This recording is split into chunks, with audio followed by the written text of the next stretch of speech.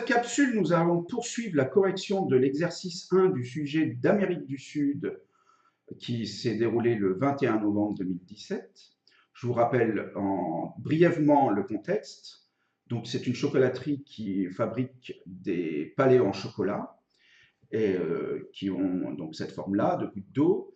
Et nous allons étudier la fonction qui modélise le demi-contour de la face supérieure en utilisant une fonction auxiliaire, ce qui a été fait dans la précédente capsule.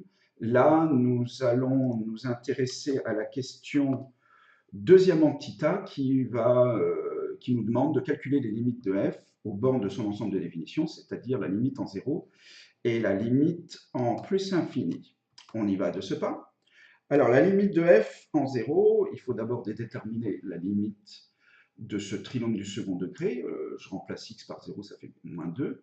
La limite de ln de x quand x tend vers 0 par valeur supérieure, c'est moins l'infini, multiplié par 3, ça n'y changera rien.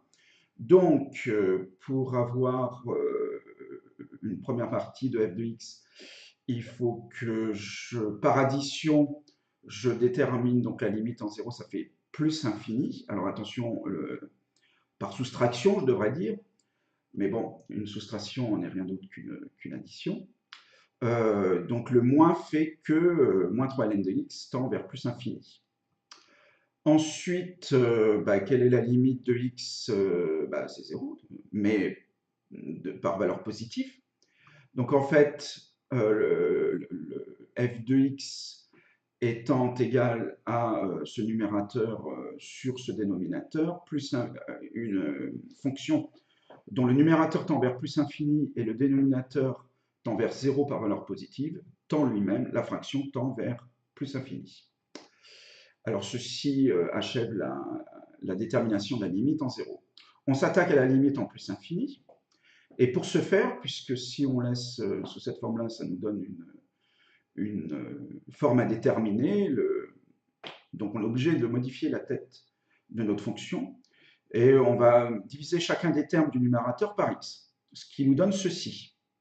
X carré divisé par x, ça fait x. Moins 2x divisé par x, ça fait moins 2, etc. Moins 2 sur x, ça reste moins 2 sur x, etc. Alors pourquoi on fait ça? C'est parce que ça fait apparaître ce ln de x sur x, qui, par croissance comparée, est une limite, on connaît sa limite en plus infini. La limite de ln de x sur x quand x tend vers plus infini, par croissance comparée, c'est 0. Donc en fait, ce terme-là, x moins 2 tend vers plus infini, 2 sur x, 2 sur plus infini égale 0. Et ça, c'est la fameuse limite croissance comparée du cours. Au final, j'ai trois termes, un qui tend vers plus infini, l'autre 0, et le troisième par 0, par addition, ça fait plus infini. Écoutez, ceci achève la détermination des limites de cette fonction sur son ensemble de définitions, limite de f. Je vous remercie d'avoir suivi cette correction. Nous poursuivrons donc dans la prochaine capsule cette correction. Au revoir.